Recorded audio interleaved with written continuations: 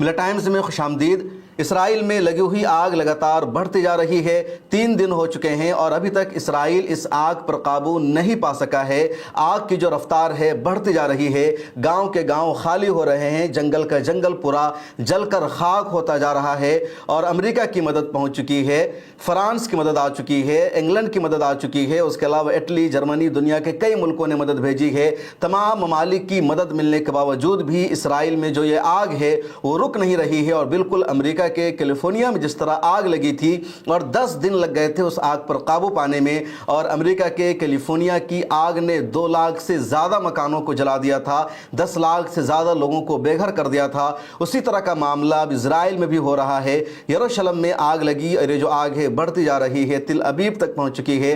تل ابیب اور یروشلم کو جوڑنے والی جو وہاں کی نیشنل ہائی وے ہے وہ راستہ بند ہے، اس کے علاوہ جتنے لوکل راستے ہیں وہ سب بند ہے۔ کل کی رپورٹ میں نے بتایا تھا کہ 15 گاؤں کو خالی کرایا گیا ہے، اور آج کی تازہ ترین رپورٹ یہ ہے کہ 20 سے زیادہ گاؤں کو، ولیجز کو خالی کرایا جا چکا ہے، جس میں کچھ ولیجز ہیں، اس کے علاوہ کچھ قصبے ہیں، کچھ منی ٹاؤن ہیں، تو ان سب کو خالی کرایا جا چکا ہے، اور اسرائیل کی جو پریشانی ہے اس کی وجہ سے بڑھتی جا رہی ہے۔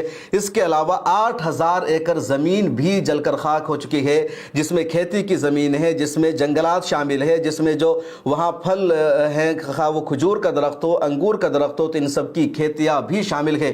تو 8000 ایکڑ سے زیادہ جو کھیتی کی زمینیں ہیں وہ اس آگ میں جل کر خاک ہو چکی ہے، اور ابھی تک اسرائیل اس آگ پر قابو نہیں پا سکا ہے۔ اسرائیل کے کچھ میڈیا ہاؤسز کا، اسرائیل کے کچھ منسٹرز کا دعویٰ یہ ہے کہ جو آگ ہے قدرتی آگ نہیں ہے، کہ بلکہ یہ آگ حماس کے لوگوں نے لگائی ہے، اس آگ کے پیچھے حماس کی سازش ہے، اور ہمیں برباد کرنے کے لیے اس آگ کو لگایا گیا ہے، ہم حماس کو معاف کرنے والے نہیں ہیں۔ اسرائیل اب تک سمجھ نہیں پا رہا ہے کہ جو آگ ہے قدرتی آگ ہے یا پھر حماس کی لگائی ہوئی آگ ہے، کیسے اتنی بڑی آگ بھڑکی ہے۔ اس آگ کو بجھانے کی پوری کوششیں جاری ہے، لیکن ابھی تک قابو نہیں پایا جا سکا ہے۔ تازہ ترین رپورٹ کے مطابق 150 سے زیادہ فائر بریگیڈ کی گاڑیاں گراؤنڈ پر موجود ہے، آگ کو بجھانے کی کوششیں کی جا رہی ہے، لیکن آگ بجھنے کا نام نہیں لے رہی ہے۔ 20 سے زیادہ فائٹر پلین لگے ہوئے ہیں آگ کو بجھانے میں، لگاتار پانیوں کی برسات کی جا رہی ہے، اس کے باوجود آگ کی جو رفتار ہے بڑھتی جا رہی ہے۔ ہیلی کاپٹر کے ذریعے پانیوں کی برسات ہو رہی ہے، آگ بجھانے کی کوشش کی جا رہی ہے، لیکن کچھ بھی اثر نہیں پڑ رہا ہے۔ ادھر کچھ لوگوں کا یہ بھی ماننا ہے کہ اسرائیل میں لگنے والی اس آگ سے اسرائیل کا جو پورا منصوبہ ہے وہ خاک میں بدل چکا ہے، اور اسرائیل جو ہے اس کے لیے بہت پریشان ہو رہا ہے۔ 3 دن پہلے اسرائیل میں آگ لگی تھی، اور جس دن آگ لگی تھی یعنی 29 اپریل کو، اس دن اسرائیل اپنا نیشنل ڈے منانے جا رہا تھا، بہت اہم دن تھا، اسی دن اسرائیل کا قیام عمل میں آیا تھا۔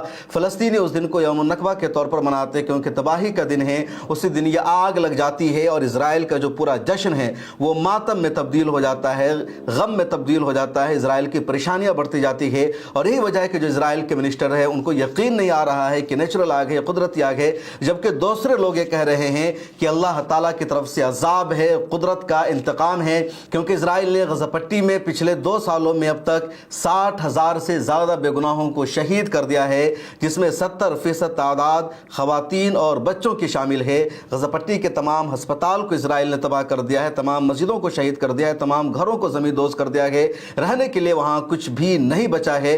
تو یہ من جانب اللہ عذاب ہے، کیونکہ اللہ تعالیٰ کی طرف سے ڈھیل تو ملتی ہے لیکن مکمل طور پر چھٹکارا نہیں ملتا، نجات نہیں ملتی، اور اسی دنیا میں قدرت کا یہ عذاب اسرائیل نے دیکھ لیا ہے، کئی بڑے ایکسپرٹ کا یہ ماننا ہے۔ اس کے علاوہ ایک اور بڑی خبر سامنے آئی ہے، اور وہ خبر یہ ہے کہ یمن نے اسرائیل پر بیلسٹک میزائل سے رات میں حملہ کیا، اور اس حملے کا نتیجہ یہ ہے کہ ایک طرف اسرائیل میں آگ کی وجہ سے دہشت، خوف، سناٹا ہے، دوسری طرف حملے کی وجہ سے سائرن بجنے لگے، اور سائرن کی آوازیں پورے اسرائیل میں سنائی دیتی ہے، لوگ بنکروں میں جا کر چھپنے لگے۔ تو ایک طرف آگ کی وجہ سے اسرائیل پریشان تھا، دوسری طرف حوثیوں کے بیلسٹک میزائل اٹیک نے اسرائیل میں دوسری قیامت برپا کر دی ہے۔ ایک اور خبر غزہ پٹی سے آئی ہے، ٹیلی گرام پر القسام بریگیڈ نے ایک ویڈیو جاری کیا اور کہا کہ سنیچر اور جمعہ کی درمیانی شب میں رات میں رفح کے تل السلطان کا جو ایریا ہے وہاں پر گھات लगाकर इजरायली आर्मी पर हमला किया गया। इजरायली आर्मी गाड़ी से कहीं जा रही थी, इजराइल की कुछ मशीनें थी, कुछ दूसरी गाड़ियां थी और उन सबको एक पेचीदा घात का शिकार बनाया गया। वहां पर पहले से बम बारूद और आलात रखे गए थे। धमाका हुआ और उसमें बड़े पैमाने पर इजरायली आर्मी की हलाकत हुई है।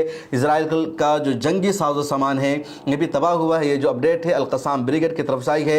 इसके अलावा एक और बड़ी खबर है और ख़बर यह है कि इजराइल ने फ्रीडम फ्लोटेला के बहरी जहाज़ पर हमला कर दिया है।